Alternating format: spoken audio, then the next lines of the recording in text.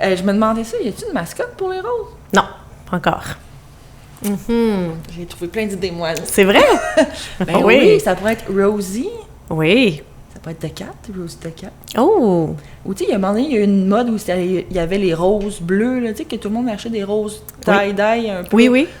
Tu sais, une petite rose, ça peut être cool comme mascotte. Tout le monde irait vers une petite rose. C'est sûr. Là, moi, je pensais à plus un animal que tu peux, comme... Tu sais, Youpi, Ouais. Il faudrait trouver une mascotte aux roses. Je te dis qu'il y a un comité là-dessus. Là, ah oui? Oh my God, écoutez-moi. On va faire plaisir gratuitement. Annie Laroche.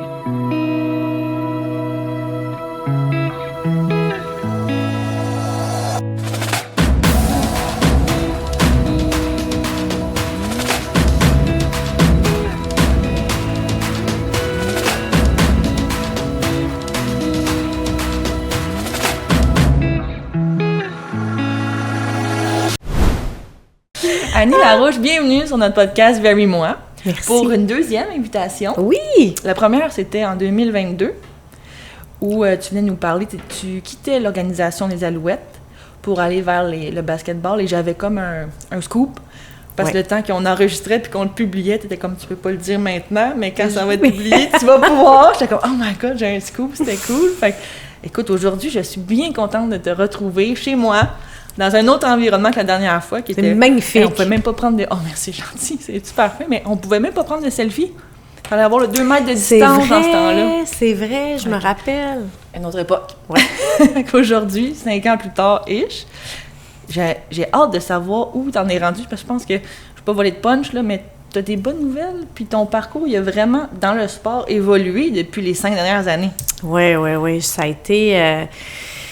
J'ai jamais eu un parcours atypique. En fait, j'ai un parcours atypique. Tu sais, j'ai pas eu un parcours linéaire, là. Mais j'ai toujours foncé. Moi, je carbure au défi. Fait que moi, c'est pas le titre, c'est pas le salaire, c'est vraiment un défi.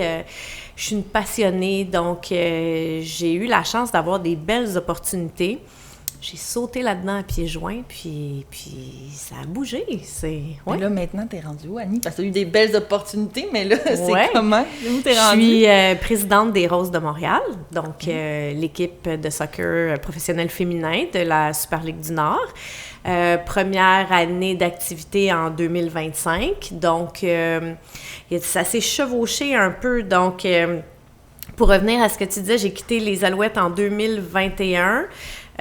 Pour travailler avec la Ligue élite canadienne de basket. Donc, mon mandat, c'était de partir l'Alliance, l'équipe de basketball, l'Alliance de Montréal, dont la première année était en 2022.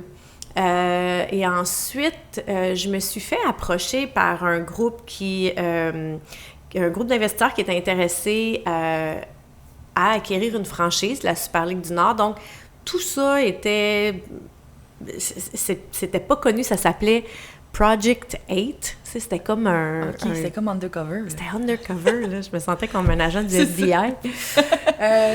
Mais c'est ça, j'étais consultante avec eux pour l'arrivée de cette équipe-là et tout ça. Puis finalement, en bout de ligne, ils m'ont offert un poste. Donc, pour être présidente de l'équipe. Donc, j'ai quitté... On avait le championnat de basketball à Montréal, à l'Auditorium de Verdun, le 11 août. Et le 12 août, je commençais officiellement...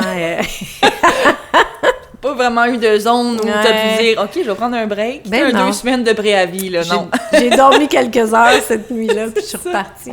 Donc, le 12 août 2024, je partais à temps plein avec les Roses. Puis là, le président des Roses, concrètement, c'est quoi ton daily? Qu'est-ce que tu fais? Oui, un peu de tout. C'est ça que je voulais dire.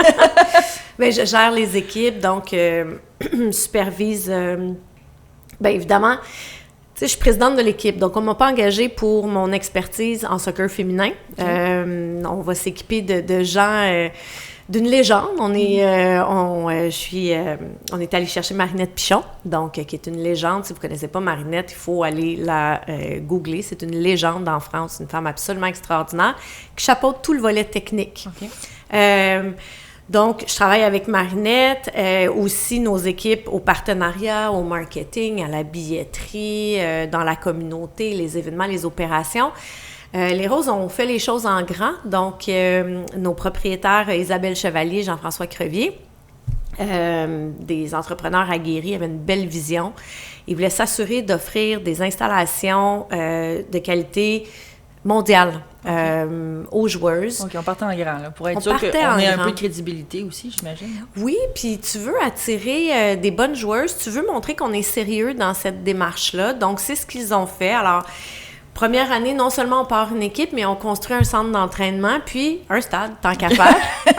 Ça, j'en 203, aller une équipe, un stade. Exact. J'ai pas manqué de projet depuis le début. Oui. Ça déjà être très occupé, mais pour en revenir un petit peu, j'aimerais ça juste qu'on revienne. Comment le sport s'est imposé dans ta vie? Parce que, il y a des gens qui te connaissent pas. Moi, je te connais de ce que je t'ai suivi, tout ça, puis tu as un super parcours, super inspirant. Mais comment le sport, c'était quoi ta trajectoire, toi? Oui. Ben, on parlait d'atypique tantôt, là. Donc, moi, j'étais gymnaste quand j'étais plus jeune. Okay. J'ai toujours fait beaucoup de sport.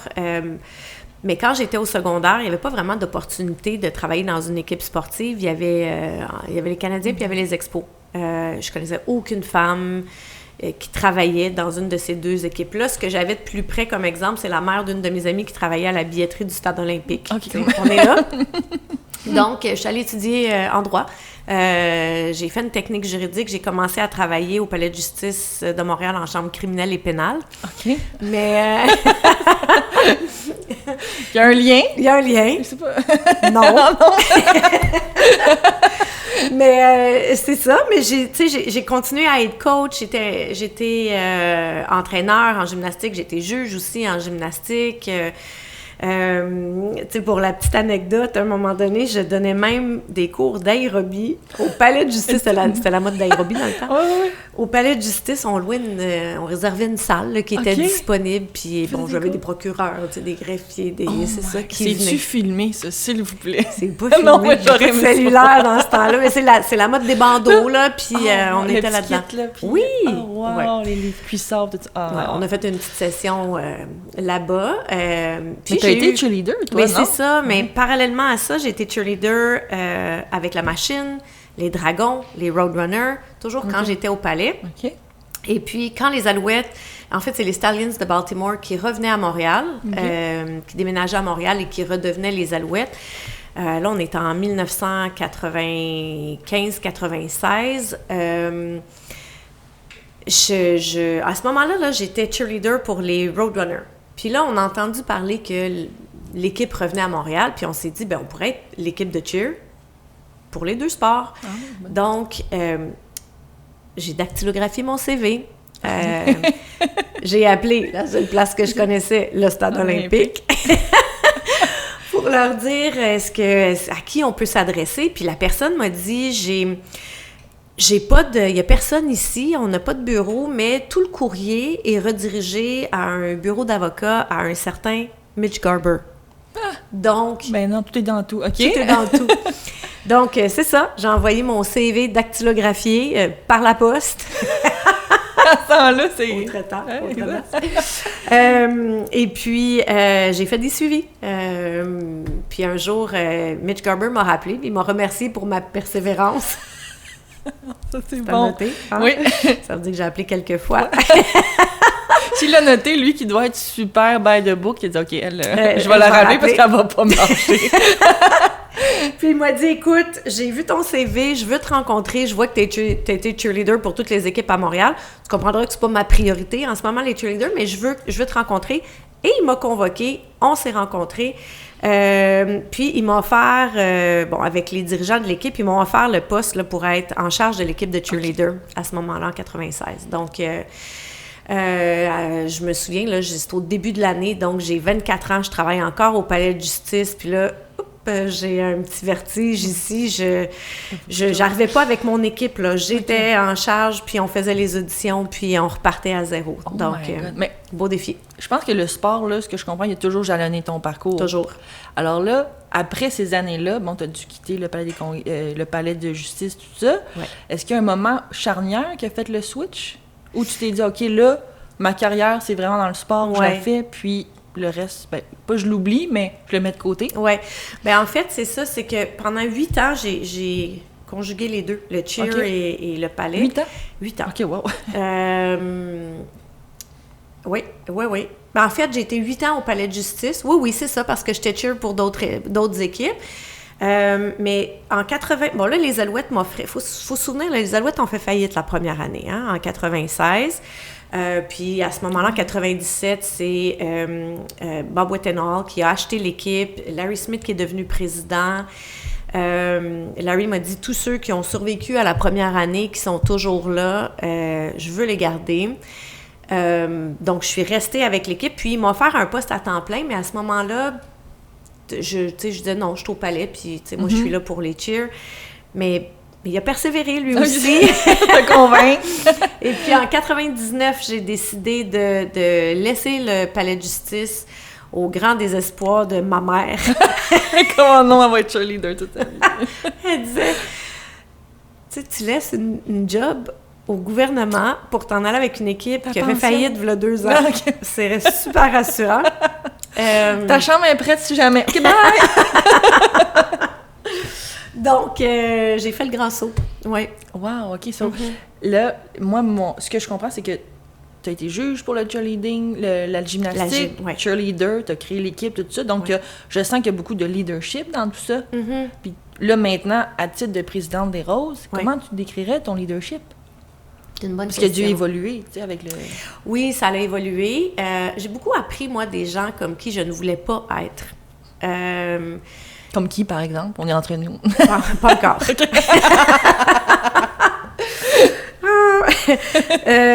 Mais t'observes, tu te dis, moi, si un jour je suis gestionnaire, je vais pas être comme ça.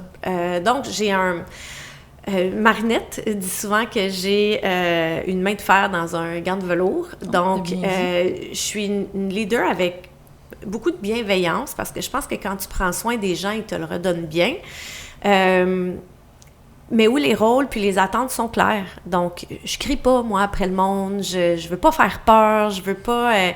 tu sais, je me dis, s'il y a quelque chose qui fonctionne pas, c'est peut-être pas la personne, c'est peut-être dans le processus, c'est peut-être dans la structure. Peut-être qu'on n'a pas les bons outils en place pour que cette personne-là puisse performer puis atteindre ses objectifs. Donc, on est vraiment dans l'analyse, dans le travail collaboratif, mais il y a des objectifs à atteindre, ça, c'est certain. Puis dirais-tu que tu es plus analytique comme personne ou plus intuitive? Je suis plus intuitive. Mais l'analyse prend quand même une grande place. Fait que, tu sais, j'ai ces deux côtés-là dans mon cerveau. J'ai le côté créatif, justement créatif, intuitif, let's go, on fonce. Puis j'ai celui aussi qui est cartésien, où j'aime bien les fichiers Excel. OK. OK. C'est ça. Tu fais pas des fichiers Excel à 10h le soir, Annie, là? Ça peut m'arriver. Puis là, maintenant, à titre de présidente, est-ce que tu sens vraiment une pression pour que l'équipe performe, que l'équipe réussisse? Là, je comprends que tu as une équipe avec toi, mais ça repose-tu juste sur tes épaules? Mais ça repose pas juste sur mes épaules, c'est sûr, mais tu sais, je pense qu'une bonne leader veut toujours amener son équipe. Moi, je suis chef d'orchestre. Je peux pas tout faire tout seul, mais je vais être une bonne chef d'orchestre. Donc, oui, j'ai toujours de la pression. Je pense que la journée où tu penses que tout est bon puis que tu n'as plus rien à faire, c'est le début de la fin. Donc, pour moi, c'est important de toujours se remettre en question, de revoir les processus, de toujours repousser les limites.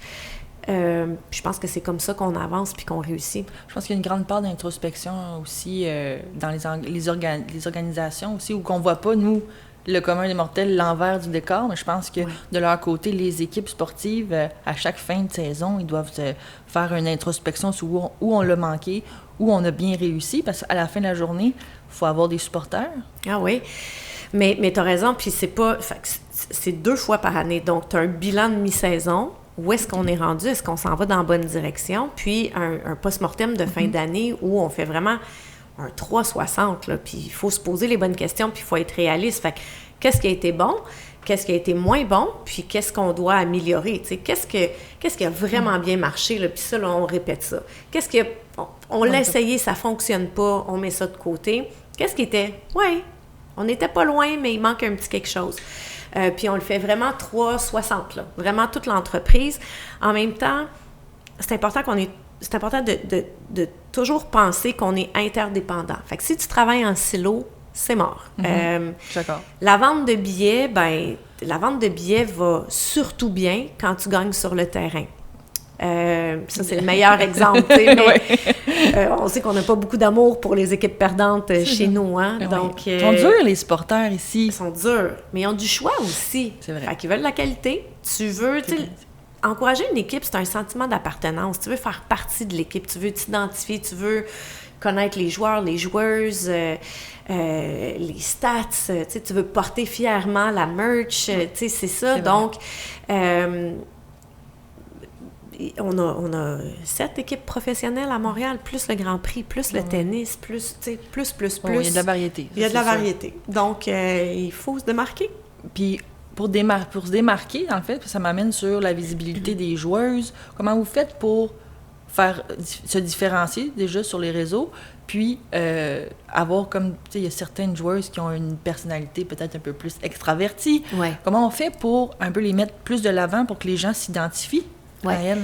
Bien, tu sais, tu le sais, c'est une stratégie, hein? C'est une stratégie, c'est du marketing, c'est sûr. Et puis, on voit aussi, parce que là, tu commences à zéro. Souvent, les athlètes qui deviennent les stars, c'est les athlètes les plus performants sur le terrain. Tu commences une année à zéro. Il n'y a pas de stats, tu n'as pas de... J'ai pas de stats, j'ai rien qui vient appuyer. Hein? Le côté cartésien, Mon dossier Excel, il est vide. Puis tu sais qu'est-ce qu'ils ont fait dans d'autres équipes, mais ensemble, là, cette synergie-là, parce que ça aussi, c'est une autre chose. Tu amènes plein de joueuses talentueuses, puis là, tu les mets ensemble. Ben, ça prend une cohésion. Il faut travailler toute cette culture-là d'équipe qui ressort en tant que leader. Puis est-ce que tu ressors en tant que leader parce que tu prêches par l'exemple, par ta rigueur à l'entraînement, ton sérieux et ou tes performances sur le terrain? Tu sais, il y a tout ça. Est-ce que tu es une joueuse locale avec une histoire à raconter? Est-ce que tu es une joueuse qui vient de loin aussi? Et si oui, pourquoi tu as choisi de venir au Canada, à Montréal, dans une nouvelle équipe, une nouvelle ligue où rien n'est établi? Fait qu'il y a plein de belles histoires à raconter, puis c'est là qu'il faut aller creuser. Puis est-ce que de l'autre côté, parce que je pense que les équipes internationales puis les ligues nationales le font pas assez à mon humble avis, mais est-ce que les joueuses, on les guide pour dire, OK, voici ce que tu peux mettre sur les réseaux?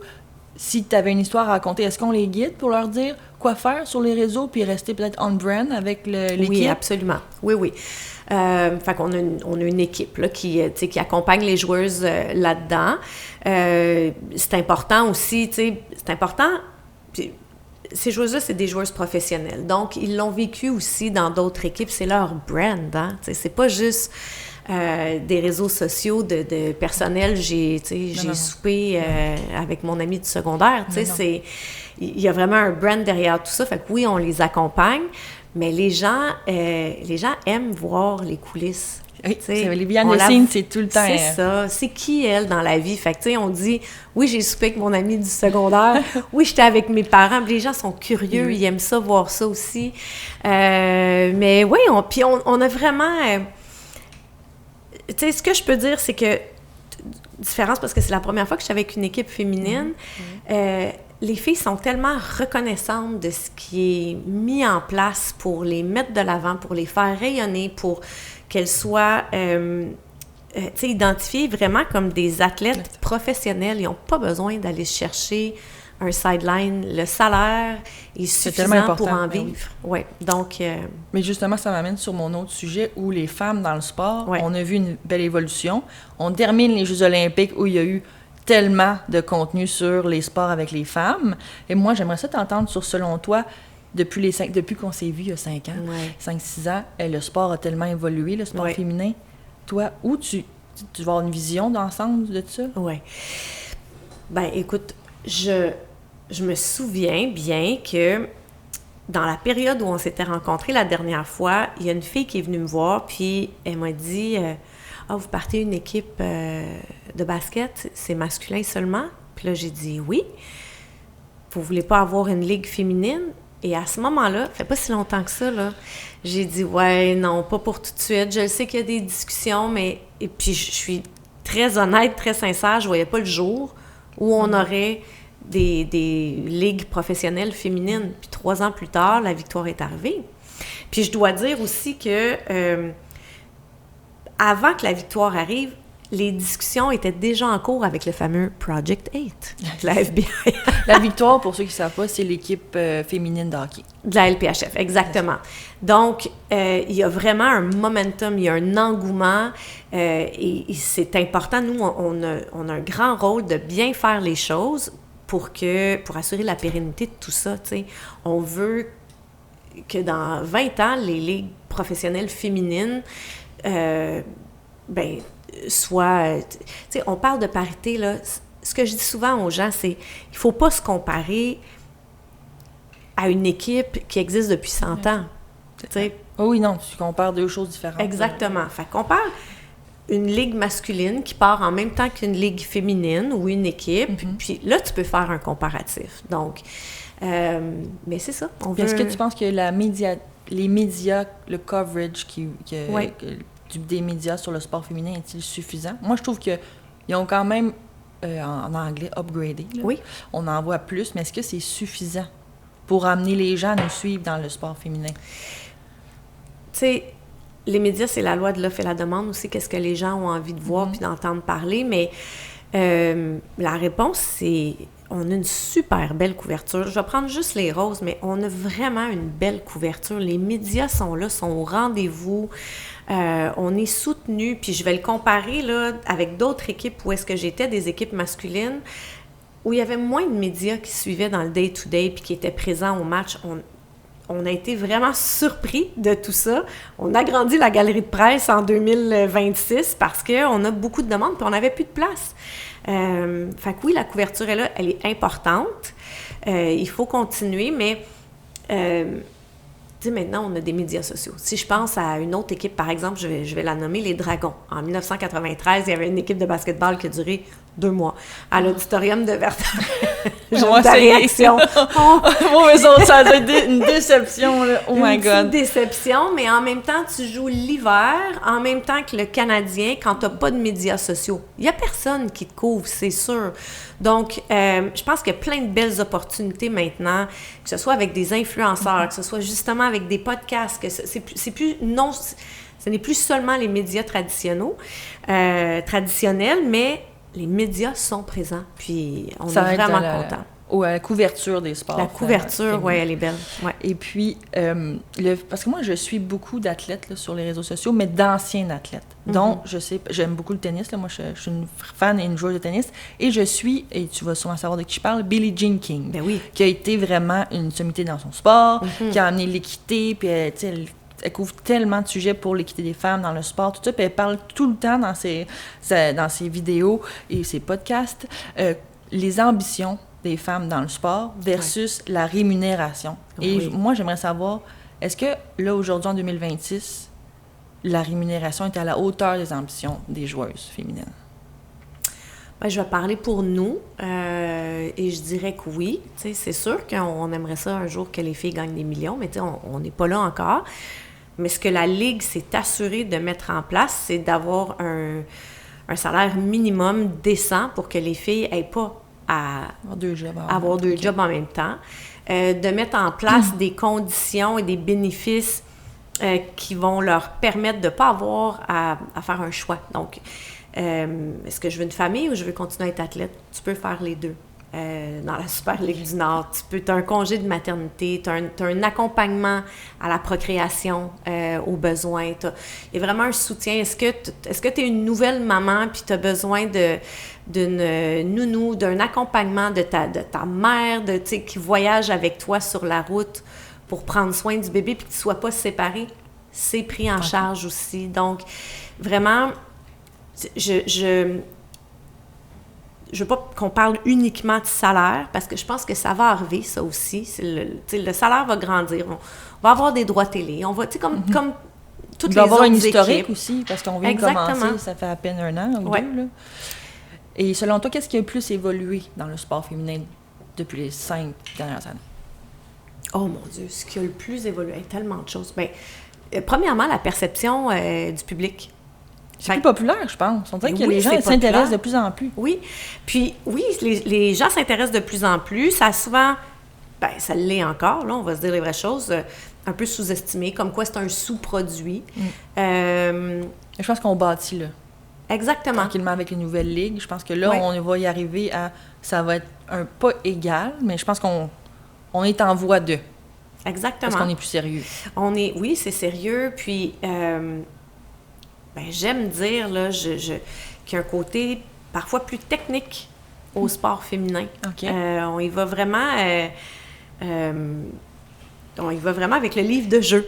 Tu sais, c'est... Puis le talent est là, tu sais. Si on veut que le sport féminin soit au même niveau que le sport masculin, il faut donner les mêmes outils. Puis on se souviendra, je sais pas si tu te souviens du March Madness je veux dire 2022 ou 2023, il avait montré les installations des gars, le gym des gars puis le gym des filles. Fait que le gym des gars, il était super high-tech. Les gyms des filles, il y avait 2-3 dumbbells puis 3-4 ballons à terre. Puis on se dit... Si, là! Ben, tu sais, si vous voulez que le sport féminin soit au même niveau puis qu'on les considère... Égal à égal. Égal à égal, ben il faut lui donner les mêmes outils. Tranquillement, on y arrive. On n'est pas là encore, Non. on y arrive. Mais je trouve qu'on évolue là, sur une base quand même assez régulière. Oui. Comme tu dis, en produisant plus de visibilité sur les réseaux, puis c'est plus couvert par les médias. Mais comment on bâtit un modèle solide qui ne dépend pas uniquement de la visibilité? Ouais. Là, tu vas me dire, il faut gagner sur le terrain. C'est vrai. Ouais. Mais écoute, il y a sur le terrain, puis il y a off aussi. Ouais. Ben, ça prend des gens qui croient au projet. On a des investisseurs absolument incroyables. Donc, il y a 31 investisseurs avec... C'est ça qu'on est combien de terres aussi, les investisseurs? Non, juste c'est à part, OK. C'est ça. Donc, on a 31 investisseurs, en incluant Isabelle et Jean-François, qui sont les cofondateurs de l'équipe, et puis des gens engagés, des gens qui croient au projet, des gens qui ont envie d'investir dans le sport féminin, justement pour donner les mêmes outils, les mêmes opportunités. Puis, on a des partenaires aussi qui... c'est la première fois de ma vie, ça fait quand même 30 ans là, que je travaille dans le monde du sport, puis j'ai rarement vu, en fait, j'ai jamais vu autant de partenaires qui nous appellent. Moi, je veux faire partie de ce projet-là dès le jour 1. Je veux faire partie de l'histoire. J'ai envie d'embarquer des partenaires qu'on voit pas nécessairement, qui sont pas des sponsors d'autres sports. De sport de façon générale, mais qui ont envie de faire partie de ce projet-là. Donc, oui, c'est un projet sportif, mais c'est un mouvement aussi. On a la communauté qui nous soutient. On a vraiment, là, on est élevé. Hein? On dit « it takes a village » souvent, là, mais...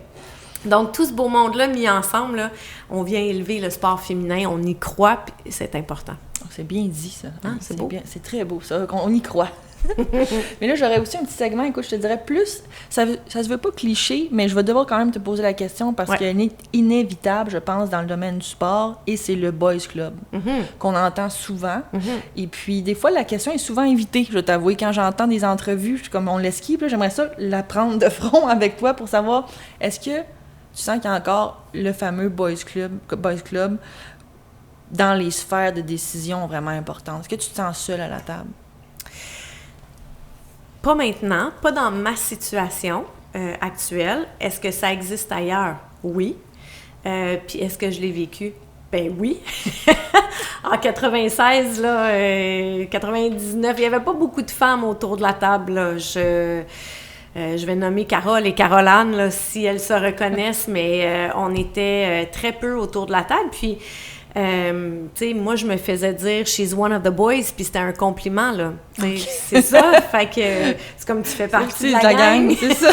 C'est comme un compliment, mais en même temps, t'es comme « ouais, mais dans le temps, j'étais contente, mais c'est ça. Donc, est-ce que ça existe encore? Ben oui, ça existe encore. Puis c'est-tu plus subtil? Est-ce que tu penses qu'on le voit moins? Je pense qu'on le voit moins, mais je pense que les gens sont de plus en plus conscients aussi de tout ça. Ça prend des je dis souvent que ça prend des hommes qui ont confiance en eux, pour pas laisser une chance, hein, il y a personne qui m'a laissé ma chance, mais pour laisser une place à la table.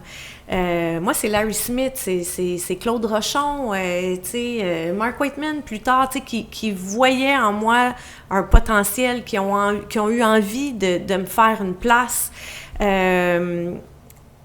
Puis après ça, c'est à moi de faire mes preuves puis de m'assurer de bien livrer. Mais oui. Parce que moi, je travaille souvent avec le domaine de la construction. Puis la ligne est mince entre, puis j'aimerais aussi t'entendre là-dessus, entre faire sa place, puis dire, on va me respecter pour mes idées, puis la surjouer. Ouais, ben oui. Parce que ça veut, la personne veut trop. Exact. Puis ça, tu te tires dans le pied. Fait que quand tu la surjoues, quand tu revendiques constamment, tu sais, rentre, fais ce que tu as à faire. Moi, en tout cas, là, c'était mon approche. Fait que, on n'oublie pas mon parcours, là, OK? J'arrive du criminel, puis j'arrive dans un meeting de sport, là. Bien que j'ai toujours fait du sport, j'arrive dans un autre monde de stratégie, marketing, de positionnement, de branding. Et j'étais pas très bavarde les premières rencontres. Prenais beaucoup de notes. Je partais, j'allais faire mes devoirs, j'allais m'informer. Puis quand j'arrivais à la rencontre d'après, j'étais prête. Moi, c'est comme ça que j'ai fait mon chemin.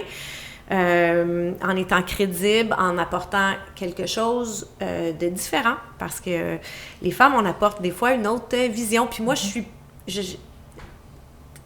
de la façon que je voyais ça, là, j'étais pas une femme dans un monde d'hommes, j'étais une jeune dans un monde expérimenté. Fait que je voulais être à la hauteur, mais j'amenais une autre perspective, une autre vision. Mais encore là, ça a été écouté. Il aurait pu faire, ben oui, bon. C'était jeune. Ben oui. C'était le fun, mais... La fille. C'est ça. Mais on m'a écouté. Bon, tu sais, des fois, on a dit oui, mais non. Puis c'est l'expérience aussi. C'est pas parce que toi, il y avait l'idée, là. C'est vraiment l'expérience qui parlait. Exact. Donc, aujourd'hui, les mentalités ont évolué, c'est ce que je comprends. Ah ben oui, autre temps, autre mœurs, là. Tu sais, des affaires que... Non. Il y a des choses qu'on n'entendrait pas aujourd'hui. Ben non. Non. Et comment rester compétitif... pas compétitif, excuse-moi. Comment rester authentique dans un monde compétitif comme ça aussi? Oui. Parce que, tu sais, Annie que j'ai vue il y a 5 ans, c'est la même Annie aujourd'hui, puis Mathieu dirait la même chose, c'est certain. Ah, c'est gentil. Merci. Merci, Mathieu. C'est parce qu'il faut que ça parte des bonnes raisons. Encore une fois, tu sais, je l'ai dit, moi, je fais ça parce que je suis une passionnée, parce que j'ai envie de relever des défis. C'est dur, il n'y a aucune job qui est facile, mais quand tu le fais parce que tu aimes ça, puis que tu fais face à un obstacle, on a tous des obstacles à un moment donné, si tu le fais pas pour les bonnes raisons, c'est plus facile de partir que d'essayer de surmonter. Tu regardes ça et tu te dis, ça me donne quoi? C'est ça. Mais quand tu le fais pour les bonnes raisons, quand ça vient du cœur, là, tu te dis, ça me tente d'aller plus loin, j'ai envie de l'amener jusqu'au bout, parce que c'est pas toi qui compte, c'est le projet. Donc, moi, je pense que c'est ça ma recette secrète. Recette secrète, bon, mais secrète, elle reste parmi le podcast, c'est bon. Et puis pour les roses, sur plus un espèce de segment sur la vision puis l'héritage que les roses devraient laisser. C'est quoi ta vision pour les 5 prochaines années pour elles? Oui, c'est tellement beau, là. On voit... Bon, je réponds détourné là, à ta question, mais je pense que tu... C'est bon. Ouais, tu te dis, c'est pas ça que je t'ai demandé. Mais le premier match, tu sais, c'est un peu la folie, on court partout. Puis là, tu arrives, puis tu prends 1 minute, puis tu regardes alentour. Puis ce que tu vois, c'est des femmes qui ont joué au basket puis qui pleurent. Parce qu'elles auraient rêvé, elles, d'avoir une opportunité comme ça. Puis ils trouvent ça beau, tu sais, ils sont contentes, ils sont là pour encourager les filles. Puis en même temps, tu as les tout petites qui regardent les joueuses qui ont leur pancarte. Puis tu vois un match après l'autre. Tu sais, on a une joueuse, Tania Boychuk, qui se fait une couette avec plein de petits élastiques. Puis au fur et à mesure que les matchs avancent, tu vois que les petites filles arrivent une influence. avec la même petite couette. Ou un petit garçon qui va voir une des joueuses puis qui dit « Moi, quand je vais être grand, je veux jouer comme toi. » Puis on se dit « OK, ouais, on s'en va. Ça c'est beau, on s'en va quelque part. » Fait que c'est des petites choses qu'on sème au fur et à mesure qui vont faire une grande différence en bout de ligne. Fait que c'est important de bien faire les choses, de les faire avec humilité, intégrité, puis de penser au projet avant de penser à tout le reste. C'est beau. C'est beau ce qu'on est en train de construire. Fait que où est-ce qu'on va être dans 5 ans? Sur le terrain. Merci de revenir. Ah! C'est bon, ça. Tu pourrais prendre ma job, Annie, là. Ah non, je suis pas capable. Mais dans 5 ans, ben, on va encore être là. Nos estrades vont être pleines. On va avoir une équipe incroyable. On va avoir des supporters incroyables. Une mascotte. On va avoir une mascotte. On va l'avoir, la mascotte. Que tu auras peut-être dessiné. On le sait pas. On va t'envoyer des sketchs, je pense. Let's go. Écoute, sur le podcast, on a tout le temps soit le 877 Very Moi, les gens peuvent nous envoyer des messages vocaux. Sinon, on a aussi par DM. Puis on a reçu vraiment une bonne question par DM et je t'allie, ça va comme suit. Est-ce que la reconnaissance de la légitimité d'une équipe sportive féminine professionnelle passe nécessairement par le respect des collègues masculins pratiquant le même sport? Ah, c'est tellement une bonne question. Bravo, je sais pas qui a envoyé cette question-là, mais... Madame Martel. Ben, Madame Martel, je me suis jamais fait poser cette question-là, j'adore. Mais la réponse, c'est oui. Il faut respecter le sport en général. On fait partie de la même famille. Il faut respecter toutes les entités. Je l'ai dit tantôt, humilité. Il faut pas penser que... on est plus grand que nature, qu'on est meilleur que les autres, que chacun a sa place, chacun a son créneau. Est-ce que ça passe par ça? Dans ma tête, je vois un parcours, mais je pense que c'est la base même. Peu importe le sport, peu importe le genre, je pense qu'il faut avoir du respect pour ce qui est en place, ce qu'on a mis en place de façon générale. Mais moi, je fais un peu du pouce sur... durant les Jeux olympiques, où les joueuses canadiennes de hockey sont allées voir jouer les joueurs, les joueurs masculins. Et puis, est-ce que ça pourrait être une chose, peut-être, qu'on pourrait voir? Bien, absolument. On en a, tu sais, on a des joueurs des Alouettes, des joueurs de l'Alliance, des joueurs du CF qui sont venus nous voir. On a des joueurs du CF qui sont investisseurs avec nous. On ne savait pas ça. Ben oui. Qui y croient au sport féminin, tu sais, ça, c'est une chose qu'on ne voit pas l'envers du décor, mais ça veut dire qu'on avance. Moi, c'est ça que je comprends. Exactement. J'ai-tu dit des joueurs des Alouettes? Oui. Des joueurs du CF. Du CF, excuse-moi. OK, parfait. J'ai dit ça. Okay. Non, mais je parle de Samuel Piette puis Maxime Crépeau. On va mettre ça au clair. Je sens que mon cerveau parce que t'avais tellement d'équipes, Annie, là, que... Ben, c'est ça, là. Mais non, mais Samuel puis Maxime, c'est des investisseurs auprès des Roses, donc ils y croient. On encourage, nous aussi, le CF, on encourage les autres équipes, on se soutient. Il y a vraiment une collaboration entre les équipes. On s'appelle, ça te tente-tu de faire quelque chose ensemble? Je pense qu'on a toutes les raisons du monde de vouloir collaborer, puis s'élever ensemble, puis en bout de ligne, là, tu vois tout ça, puis c'est inspirant pour les jeunes. Puis c'est beau, cette collaboration-là. On voit vraiment aussi qu'il y a une culture, en tout cas pour les Roses, de communauté. Oui. Ça, c'est vraiment important parce que il faut attirer la jeune génération, là, parce que au hockey, c'est un sport tellement national que, bon, il y a de tous les âges, mais là, attirer la jeune génération vers le sport féminin, soccer, c'est quand même un beau défi. Oui. Mais tu sais, fait que nous, ici, c'est notre religion, le hockey, au Québec. Mais au Canada, le soccer est le sport le plus pratiqué. Ah oui? Oui. Donc, c'est une des plus grosses fédérations aussi au Québec. Donc, on a vraiment des adeptes du soccer. Et ça se bâtit avec plein de... C'est des données sociodémographiques, là, on n'entrera pas là-dedans. Puis, mais c'est ça, c'est le sport est pratiqué. On n'a pas la même... si je reviens là, à quand j'étais jeune, il y avait le hockey, tu avais les Canadiens, puis tu avais les Expos. Tranquillement, tu sais, on a les Alouettes. Bon, tu sais, je sais que les Alouettes étaient là avant aussi, là. les années 40 jusqu'à les années 70, oui. 80 avec le Concorde, etc. Mais tu sais, c'était nos bases, là. Le soccer s'est ajouté par la suite. Il y a eu du basket par la suite. Tu sais, on grandit notre bassin de sport. Puis pour une société, ça, je trouve que c'est sain. Exactement. Ouais. Et dans le podcast, on finit tout le temps l'entrevue par un questionnaire éclair Okay, pour en savoir davantage sur toi, Annie, la présidente, mais derrière la présidente, qui se cache? Alors, j'y vais, puis c'est des réponses rapides. Un match à domicile ou à l'extérieur? Domicile. La femme qui t'inspire le plus dans le sport? OK. J'ai Nadia Comaneci, était mon idole. Ah, je l'ai déjà rencontrée. Moi aussi. Tellement As-tu une fin. photo? Oui, j'ai une photo. OK, on se partage Oui, ça. c'est ça. Tellement fin. Une réunion stratégique ou t'aimes mieux sur le terrain? Ah, sur le terrain. Une valeur non négociable en leadership? L'intégrité. La pression ou l'adrénaline? L'adrénaline.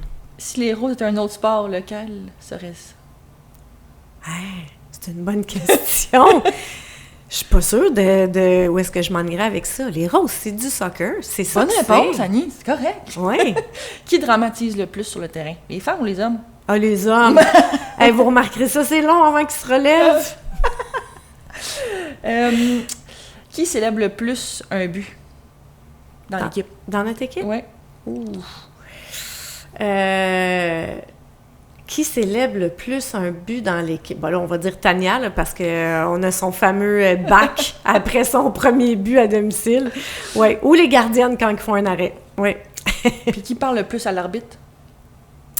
Ça, on veut qu'il leur parle le moins possible. Est-ce qu'il y a des rituels porte-bonheur que tu fais avant de partir? Avant de commencer une game ou quand tu t'écoutes une des parties de soccer? Non. J'ai pas de... Non, je veux pas être je pourrais facilement être superstitieuse. Puis je veux pas le faire parce que je veux pas que ça vienne me jouer dans la tête. Ouais. Fais-tu des discours motivants à l'équipe, toi, des fois? Ça m'arrive, là, 1 ou 2 fois par année, mais... Je peux-tu être là? Annie, je veux être là. Tu veux être là? Ben oui. Okay. Ça va me motiver moi-même pour mon année. Let's go. Et merci, Annie, d'être passée sur notre podcast. Merci, c'est toujours un plaisir de t'avoir. C'est toujours agréable. Et bien, si vous voulez voir un nouvel épisode de Very Moi, rendez-vous sur Instagram ou Facebook ou Spotify et YouTube. Sinon, vous pouvez laisser des commentaires ou des questions au 877 Very Moi. On peut parler de notre mascotte, là. Moi, j'ai tellement d'idées, Annie, là, genre... je vais te trouver des noms de mascottes, là. Ton équipe pourra pas te suivre. Comme partout, là.